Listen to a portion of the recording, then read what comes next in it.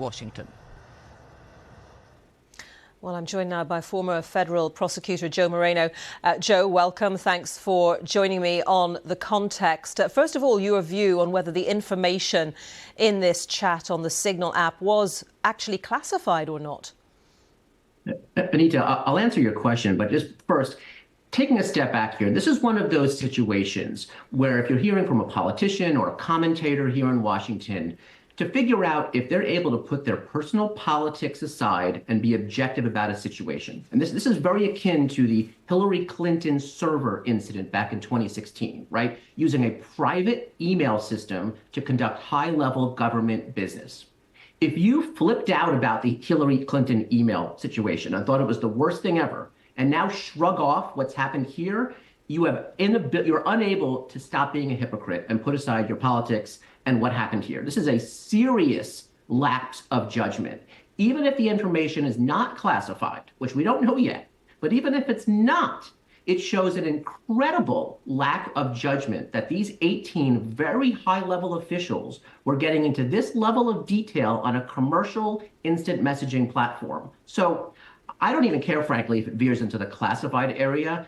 People really should be held accountable for this. And unfortunately, it sounds like no one will.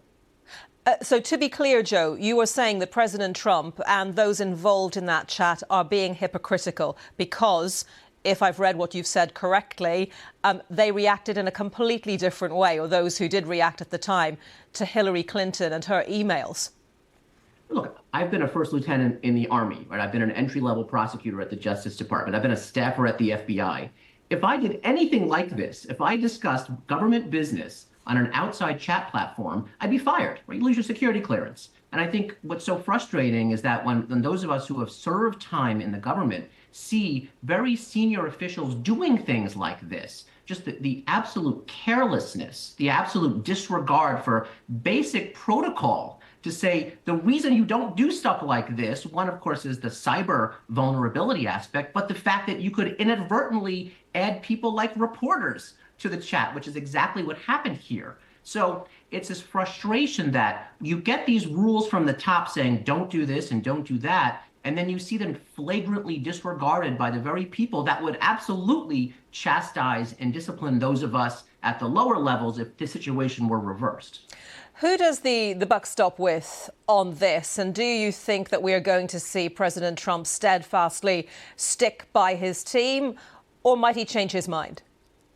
Well, I think he already has. I don't think we're going to hear anything more about this. I have to think from his perspective, I think he's putting on a brave face. I'm sure he's very irritated. I mean, he's been on a pretty good run for the past 2 months, and this seems like the first real significant self-imposed error. And maybe we won't be hearing about this in 24 hours. Maybe we will. Thank goodness it doesn't seem to have endangered lives or ruined any operational missions. But it's a big warning that there's rules in place for a reason. And I think a lot of us, too, what I feel like in the national security industry, we'd feel a lot better that instead of sort of shuffling and saying, well, maybe it wasn't classified and this was technically allowed by the White House counsel's office, if they would just step up and say, you know what, we went too far. We used an outside platform for convenience, which is maybe allowed under limited circumstances, but we went too far in the dialogue. We made a mistake. I'm sorry, it won't happen again. And I think every day that goes by and we don't hear that, those of us who have worked in this field can't help but say, my gosh, what an amateur's mistake, what an absolute self-imposed error. And it gets worse by the day when they won't just fess up. OK, Joe Moreno, thank you very much for your thoughts on that story today.